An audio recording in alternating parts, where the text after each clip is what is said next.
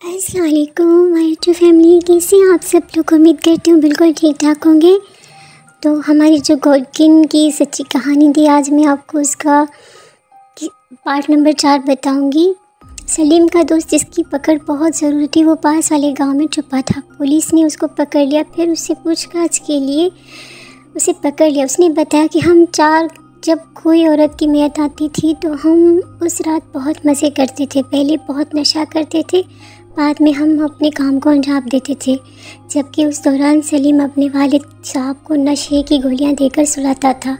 तो हम वो मैयत को कब्र को दोबारा खोदते थे, फिर उसके साथ ज़्यादती करते थे और मैयत के कफन उतार कर बेच देते थे। और गुल खान जब ये सब अपनी आँखों और कानों से देखा सुना तो वो शदीद गम में पड़ गया। फिर सलीम ने अपने बाबा गुल खान को अकेले मिलने बुलाया। फिर उसने गुल खान को पूरी सच्चाई बता दी।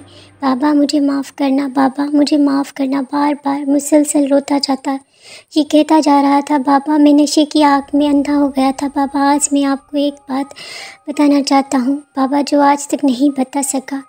गुल खान एक दर्द भरी आवाज़ में बोला, अब क्या बचा है कहने को। आज मुझे शर्म आ रहा तुमको बेटा कहने में। काश कि मैं ये दिन देखने से पहले मर गया होता, तो तुमने जीते जी मुझे मार दिया। मुझे कहीं एक बार अपने बूढ़े बाबा का भी नहीं सोचा। अब मेरी आखिरी दिनों में रुस्वा कर दिया, कभी माफ़ नहीं करूँगा। सलीम मुझे माफ़ करना बाबा, आज मैंने इसलिए बुलाया। बाबा बहुत देर से बोलना चाहता था पर डर की वजह से ना बता सका।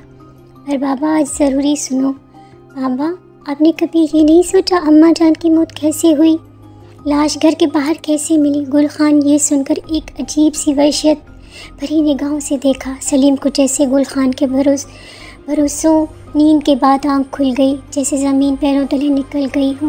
गुल खान हैरत भरे अंदाज से पूछा, क्या मतलब।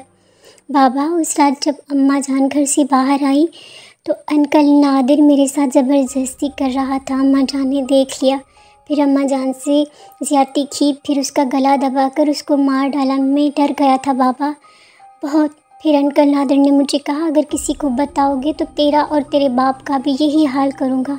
फिर उस दिन से मुझे बहुत नशा करवाया।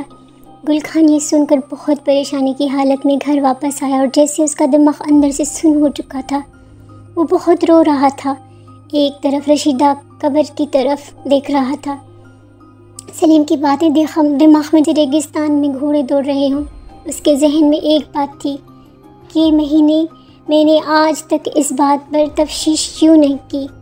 बहुत ज़ोर ज़ोर से रो रहा था, इतने में आँख लग गई गुल खान की। जैसे ही आँख लगी तो जब गुल खान ने देखा रशीदा बेगम को तो तड़प तड़प कर रोने लगा। मुझे माफ़ कर दो, मैं ना समझ सका रशीदा, मुझे माफ़ कर दो। तुम रोज़ आती थी, रो रो कर चली जाती थी, कभी ये नहीं समझा मैं क्यों रोती हो। उस रात जब मुझसे नादिर ने ज़्यादती की, उस रात भी बहुत रोई, पर सलीम को बचाते बचाते मैं खुद मर गई। फिर सलीम को बचा ना सकी। फिर जब सलीम अपने नए दोस्तों से मिला, फिर उस रात से मैं ज़ोर से रोने लगी। क्या आप सुनते ना थे? फिर क्यों चुप रहे?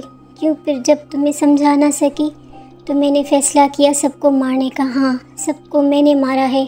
जिस दिन नाजिर आया था मेरी कब्र पे ज़ोर ज़ोर से हंस रहा था, उसकी भी मैंने मारा। दुख उस बात का है आपने मेरी बात उस दिन समझ जाते जब मैं बोल रही थी यहाँ से किसी और जगह चले जाएं, जहाँ मुझे बहुत डर लगता है, पर आप नहीं माने। अगर मानते तो आज